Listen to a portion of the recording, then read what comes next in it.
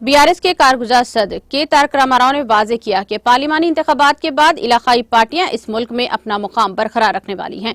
KTR ने अहम तबसरे किए। अपोजिशन इंडिया इत्तेहाद और एनडीए के इत्तेहाद के लिए कोई वाजे अक्सरियत नहीं है। केटीआर ने राजना सिलसिला जिले हेडक्वार्टर में मुनाकिदा एक मीडिया कॉन्फ्रेंस से खिताब किया। वो जमातें जो इंडिया इत्तेहाद और एनडीए इत्तेहाद का हिस्सा बनी हैं, इलाकाई ताकतें जैसे बीआरएस, वाईएसआरसीपी, बीजू जनता दल मरकज में फैसलाकुन किरदार अदा करेंगी। कांग्रेस की हुकूमत टाइम पास के तौर पर 5 महीने चलती रही। आवाम के मसाइल को समझे बगैर केटीआर ने कहा कि कांग्रेस हुकूमत Medigadda, white paper, phone tapping वगैरह जैसे मसाइल पर तवज्जो मरकूज करके आवाम की तवज्जो हटाने की कोशिश कर रही है। केटीआर ने कहा कि पार्लिमानी इंतखाबात में गुलाबी फौजियों ने बेहतरीन जंगी महारत का मुजाहरा किया। हम इस इलेक्शन में अच्छे नताइज हासिल करने जा रहे हैं। तेलंगाना की आवाम के आशीर्वाद से बीआरएस ज्यादातर सीटों पर कामयाबी हासिल करने वाली है। लोग समझ चुके हैं कि बीआरएस पार्टी तेलंगाना के मुफादात के लिए श्री राम रक्षा है। दोनों पार्टियां बटन दबाने, तनकीद करने और केसीआर को बदनाम करने तक महदूद हैं। इससे कोई फर्क नहीं पड़ता कि तेलंगाना के साथ क्या क्या तनकीदें हुई हैं। इनकी वजह से लोग समझ गए हैं कि गलत क्या है। केटीआर ने कहा कि इन इंतखाबात में की गई कोशिशें बल्दियाती इंतखाबात की बुनियाद साबित होंगी। खुद गर्ज लोगों के हमलों, मुकदमात, साजिशों और सियासी चालों को हमने पसपा कर दिया है। हम हौसले से आगे बढ़े। पार्लिमानी इंतखाबात के मौके पर केसीआर के बस के सफर ने रियासत की सियासत को एक अहम मोड़ दे दिया है। कौमी जमातें की क़ियादत 17 रोजा बस के सफर पर तेलंगाना में उतरी आई हैं। इससे कोई फर्क नहीं पड़ता है कि केसीआर जिस जिले, हल्के या कस्बे में गए, उन्होंने ब्रह्मन रतम लिया। आदिलाबाद से आलमपुर तक दिलों में गुलाबी फौज पर एतमाद है। गुलाबी सिपाहियों ने दोनों कौमी जमातों पर हमला किया। केटीआर ने कहा कि केसीआर की मुहिम को अवाम की तरफ से मिलने वाले रद्द-ए-अमल की वजह से कारकुनों के जोश व खरोश में इजाफा हुआ है।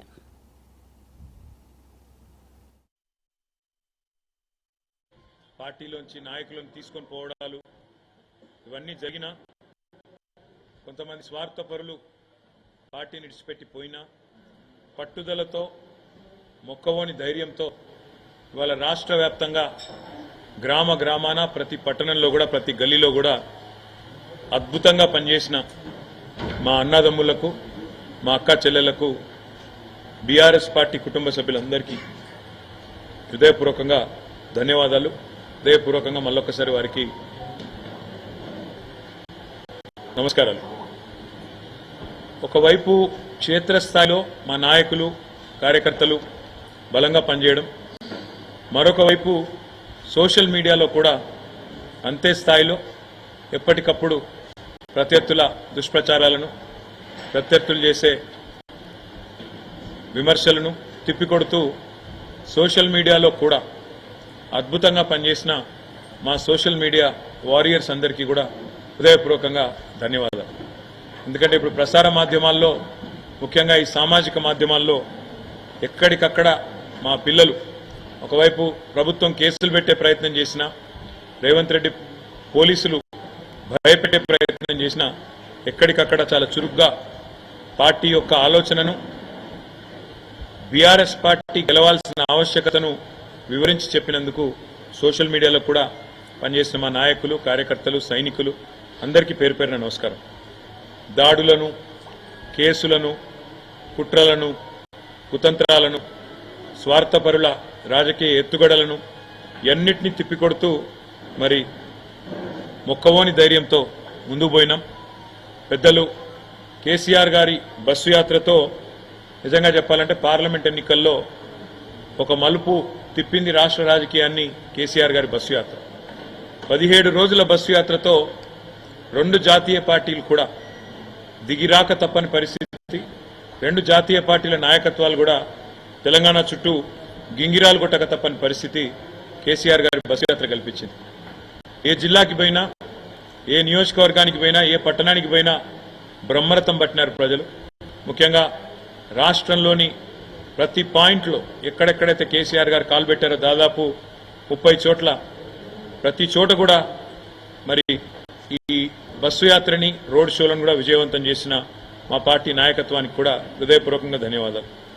ఆదిలాబాద్ నుంచి అలంపూర్ దాకా ఇవాళ గులాబీ సైన్యంలో గుండెల నిండా కూడా ఆత్మవిశ్వాసం కనబడతా ఉంది. తప్పకుండా రెండు జాతీయ పార్టీలకు కూడా ముచ్చెమటలు పట్టించినాం. మొత్తం క్యాడర్ నుంచి లీడర్ల దాకా అందరిలో కూడా స్పష్టమైన ఒక విశ్వాసం, స్పష్టమైన ఒక నమ్మకం. పార్టీ 10 కాలాల పాటు చల్లగా ఉంటుందనే ఒక ధైర్యం, ప్రజల నుంచి ఆదరణ చూసిన తర్వాత ఒక పూర్తి స్థాయి స్థైర్యం ఏదైతే పెరిగిందో, ముఖ్యంగా కేసీఆర్ గారి పోరుబాటకు జనం నుంచి వచ్చిన స్పందన చూసిన తర్వాత బ్రహ్మాండంగా మరి కార్యకర్తల్లో గొప్ప ఉత్సాహం, కొత్త జోష్ కూడా వచ్చింది. వాళ్ళ రాష్ట్రంలోనేమో ఇక్కడ కాంగ్రెస్ ప్రభుత్వం మేము చేసిన పనులన్నింటినీ కూడా తిరగదోడి కొత్త జిల్లాలు రద్దు చేయాలని, అదేవిధంగా కేసీఆర్ ఆనవాళ్లు లేకుండా చేయాలని ఒక చిల్లర ప్రయత్నం ఏదైతే చేస్తున్నదో ఇది కూడా రాష్ట్ర ప్రజల్లో ఒక విముఖతను, ఒక రకమైన మరి ప్రభుత్వం పట్ల వ్యతిరేకతను పెంచిందని చెప్పి కూడా మేము అనుకుంటా ఉన్నాం. అదేవిధంగా 6 గ్యారంటీలు 100 రోజుల్లో అమలు చేస్తామని చెప్పి మొత్తంగా 420 హామీలు ఇచ్చి ఇవాళ వాటిని తుంగలో తొక్కిన వైనం మీద కూడా కాంగ్రెస్ పార్టీ మీద ప్రజల్లో తీవ్రమైన వ్యతిరేకత కనబడింది. మేము ఎక్కడెక్కడైతే తిరిగినామో చాలా స్పష్టంగా, ముఖ్యంగా గ్రామీణ ప్రాంతాల్లో రైతు భరోసా అని చెప్పి మోసం చేసినందుకు, రైతు బంధునే మొత్తంగా వేయనందుకు, కరెంటు విషయంలో తీవ్రమైన నష్టం చేసినందుకు, క్వింటాల్కు 500 బోనస్ ఇస్తామని చెప్పి బోగస్ మాటలు చెప్పి మోసం చేసినందుకు ఇవాళ రైతులు బగ్గున మండుతా ఉన్నారు. తప్పకుండా ఆ వ్యతిరేకత అనేది ఓట్ల రూపంలో కనబడుతుంది గ్రామీణ ప్రాంతాల్లో అని చెప్పి మేము అనుకుంటా ఉన్నాం. రుణమాఫీ కూడా ముఖ్యమంత్రి గారు స్వయంగా తారీఖులు చెప్పి మళ్ళీ మాట మార్చిన విధానం, తేదీలు మార్చిన విధానం, దేవుళ్ల మీద ఎన్ని ఓట్లేసినా ఒక నమ్మలేని పరిస్థితిని కాంగ్రెస్ పార్టీ పట్ల తీసుకొచ్చిన మాట కూడా వాస్తవం. రైతాంగం అంతా ఒకటే అనుకున్నారు, కేసీఆర్ ఉన్నప్పుడే బాగుండే, అందుకే ఈ ఎన్నికల్లో కర్రుగాల్చి వాత పెట్టాలనుకున్నారు, పెడతారని చెప్పి కూడా నేను బలంగా నమ్ముతా ఉన్నాను.